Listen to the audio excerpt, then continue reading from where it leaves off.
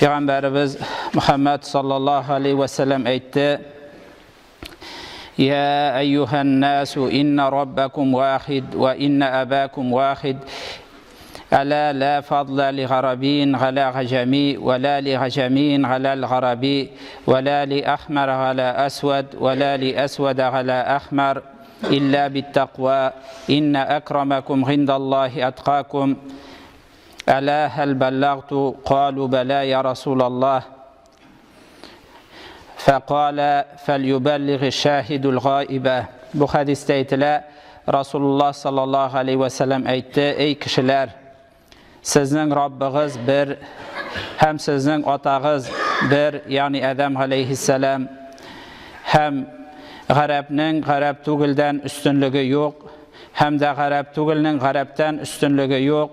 Şulay o qizil tanlining qora tanlidan üstünlüğü yok, hem qora tanlining qizil tanlidan üstünlüğü yok, magar taqvalık bilan üstünlük degan. Allah qarşında, Allah huzurunda sizning eng hurmatlilaringiz ul taqvalarınız. Yani Allah'tan qo'rqib, qo'shqanlarini o'tavchi ham tiyganlaridan tiyiluvchilar. Sizga yetkirdim tugilmi shuni dedi. Hem yani bu savullashuv hajında sahabeler aytdilar: ey Allah'ның elchisi deb, yani yetkirdim bizga shuni deb. Shundan so'ng Rasulullah sallallahu aleyhi ve sellem aytdi: munda shahid bo'luvchilar, yani shuni eshituvchilar munda bo'lmovchilarga yetkirsinlar dedi. Hem bu Peygamberimiz sallallahu aleyhi ve sellem'nin vasiyati, hem İslam dininin bilgisi, kişiler barsa da bir tegiz, bir adam balaları. Hem ikinci hadisinde Peygamberimiz sallallahu aleyhi ve sellem aytdi: "En-nasu banu Adem ve Ademu xuliqa min turab." Kişiler barsa da Adam balaları, Adam jirden, balçıktan, tufraktan yaratıldı degan. Şuna göre Adam balaları tüslerine, tillerine qaramışı, nindi kıyafetlerine qaramışı, onlar barsa da bir Adam aleyhisselam'ның balaları, bir nesilden. Ama Allah karşında, yani onların bir nindi birsinden birisi artıqlığı, üstünlüğü yok. Tenleri, tüsleri, yaki tilleri, yaki kıyafetleri boyunca məgər taqvalıq boyunca üstünlükleri var. Kimler taqvaraq bulsa, Allah qoşqanlarını kubrak ötəvşi, Allah deyilğandan nığıraq deyiluşi, şular Allah Teala karşında üstünürək. Adam balaları arasında şular artıqraq, faziletlerək. Hem indi bir-birsinin tüsü, təni, yaki başqa sıfatı bilen tekebirlənüşü kişiler turunda Peygamberimiz sallallahu aleyhi ve sellem aytdi: "Men kana fi qalbihi habbetun min khardalin min kibrin kabbahullahu li vejhihi fin-nar."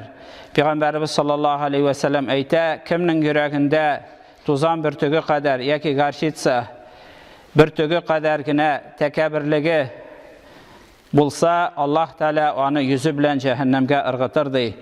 Tatarның Urus'tan da üstünlüğü yok, Urus'un Tatar'dan da üstünlüğü yok.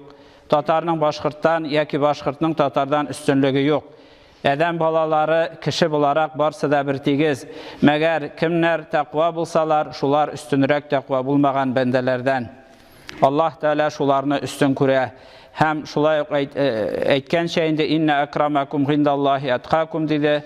Yani sizin en hürmetli, en yaxşılarınız, hayırlılarınız Allah Teala karşında ul taqva bulganlarınız. Allah Teala ayta Kur'an-ı Kerim'de: "A'udhu billahi mineşşeytanirracim. Ya eyyühellezine amenu la yaskhar kavmun min kavmin asa en yekunu hayran minhum ve la nisa'un min nisa'in asa en yekunne hayran minhun. ولا تلمزوا أنفسكم ولا تتنابزوا بالألقاب بئس الاسم الفسوق بعد الإيمان ومن لم يتب فأولئك هم الظالمون." Allah Teala bu ayette ayta: ey müminler, mısında iman getirgen kişilerge indeşe. Ey müminler, Bir kavim ikinci kavimni mesxara qilmasin, misqil etmesin. Belki olar, yani misqil etilgan, mesxara etilgan kavimler misqil etüşlerden yaxşıraqdır. Hem şulayıq bir xatınlar ikinci xatınlardan külmesin, misqil etmesin. Belki ul rəncitilgenler misqil etüşlerden yaxşıraq, xeyirlirektir. Hem de kuşamatlar bir-biringizge eşeki kuşamatlar taqmağız. İman kitirgenden soň eşeki yaman isimler kuşamatlar taqı nindi yaman iştir, yaman gadettir. Tövbege kilmegenler rahimsiz, zalim bulurlar degen. Yani kimler tövbe kılmasalar şuşu işlerinden olar zalim bulurlardı.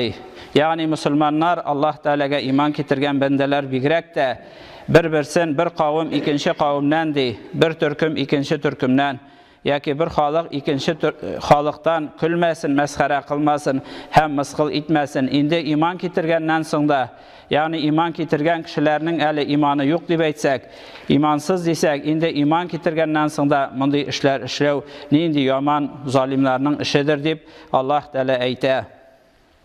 Şulayıq Allah Teala vasiyet ete, وَاعْبُدُوا اللّٰهَ وَلَا تُشْرِكُوا بِهِ شَيْئًا وَبِالْوَالِدَيْنِ إِحْسَانًا وَبِذِي الْقُرْبَى وَالْيَتَامَى وَالْمَسَاكِينِ وَالْجَارِ ذِي الْقُرْبَى وَالْجَارِ الْجُنُبِ وَالصَّاحِبِ بِالْجَنبِ وَابْنِ السَّبِيلِ وَمَا مَلَكَتْ أَيْمَانُكُمْ إِنَّ اللّٰهَ لَا يُحِبُّ مَنْ كَانَ مُخْتَالًا فَخُورًا.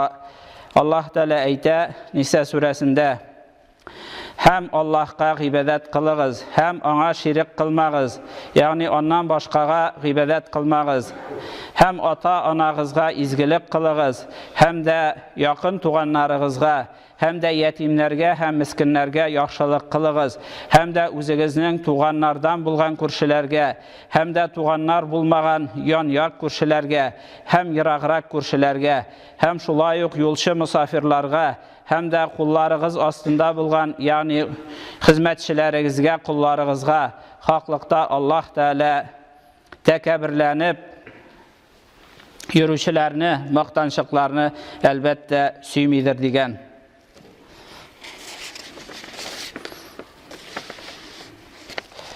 Şulayıq Allah Teala eyte, yani Ütken ayetlerden, hadislerden anlaşılgança eden balaları barsa da bir tegiz.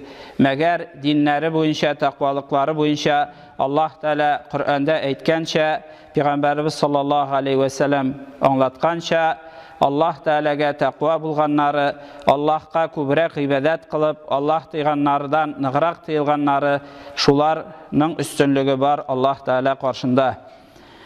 Allah Teala Bakara suresinde eyte, أعوذ بالله من الشيطان الرجيم الشهر الحرام بالشهر الحرام والحرمات قصاص فمن اعتدى عليكم فاعتدوا عليه بمثل ما اعتدى عليكم واتقوا الله واعلموا أن الله مع المتقين.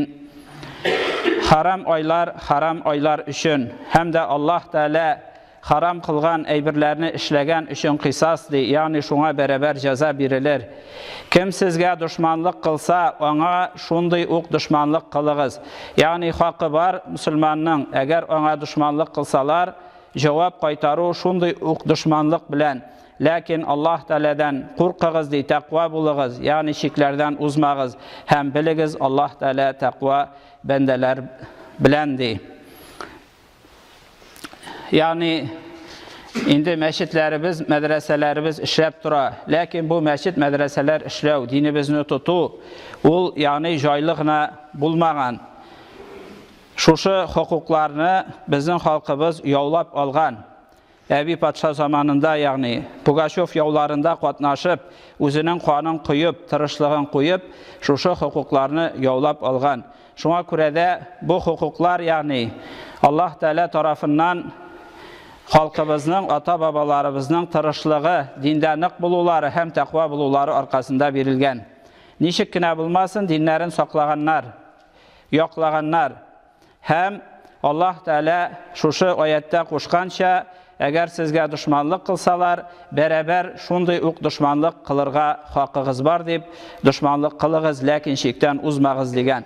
Şuna göre ata-babalarımızdan kalgan şuşu әманатны, безгә җиткергән динебезне без сакларга тиешлебез һәм моның өчен без җавап бирәбез үзебездән соң нәселләребезгә калдырдыкмы, юкмы. Шуңа күрә дә инде ягъни тел турындагы мәсьәләләрне беләсездер инде. Bir kimning de, bir tilning de ikinci tilden üstünlüğü yok, bir халыкның da ikinci халыктан üstünlüğü yok. Yani bunday әйбер yok, bizning халыкта yok. Bizning халык элек-электән инде 1000 ел буе ислам дини tutsa da, başka халыклар арасында яшәгән. Мәҗүси марилар да безнең белән бергә яши, утмуртлар да безнең белән бергә яши, шукынганнары гына түгел, шукынмаганнары да, ягъни мәҗүси бернинди безнең арабызда душманлык булмаган. Ләкин инде булган әлбәттә сәясәт, biz инде сәясәткә кирмәскә тырышабыз, шулай булса да безнең ата-бабаларыбыз, ягъни безгә булай гына динегезне тотыгыз, халкыгызны саклагыз дип берәү дә китереп бирмәгән, бәлки яулап тырышып алганнар. Шуңа күрә дә инде безнең ягъни курыккан нәрсәбез үзебезнең динебез өчен. Әгәр динебез калса, халыклар саклана, чөнки Аллаһ Тәала Коръәндә вәгъдә иткән, кемнәр Аллаһ Тәаләгә гыйбадәт кылып, Аллаһ Тәаләгә буйсынсалар, без аларны сакладык дигән. Юк булган, юкка чыккан халыкларны Аллаһ Тәала әйтә, алар без кушканнан, безнең юлдан чыкканнары өчен ди. Шуңа күрә дә Аллаһ Тәаләнең динен тотсак, тәкъва булсак, кушканнарын үтәсәк, тыйганнарыннан тыйсак, шулай гына халык сакланып кала. Теле калып та дине калмаса, ул халык юкка чыга. Чөнки Аллаһ Тәала әйтте, кемнәр безне, шулай ук инде галимнәр әйтәләр, инналлаһа янсуру дәүләтән гадиләтән вәләү канат кафира ди. Аллаһ Тәала ярдәмен бирә кафир илләргә дә, кафир дәүләтләргә дә, әгәр алар гадил булсалар ди. Шуңа күрә дә гадиллек булганда bizning xalqimiz qalır, Allah Teala'ga taqva bulsaq. Əgər indi Allah Teala'nı unutsa xalq, ul xalq yuqqa çıxacaq, onu bir neçikdə bir kimdə saqlab qala almay, həm bir kimdə qayıblı bulmay, şu xalqның özündən başqa. Şuna görə də indi əgər biz xalqımızı saqlayırız desək, dinimizni saqlarğa tiyişli.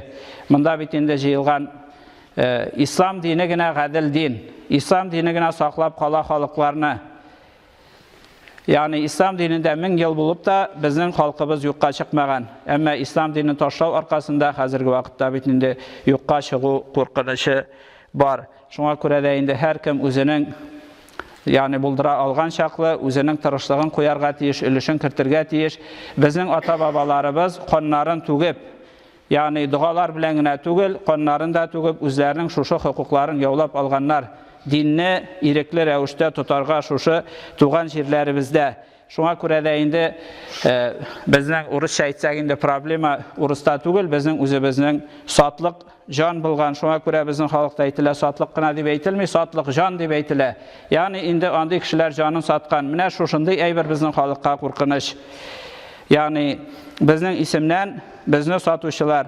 Şuna görə də indi Devletimiz Allah'a şükür, dinimizni tuta alabız, meşitlerimiz var.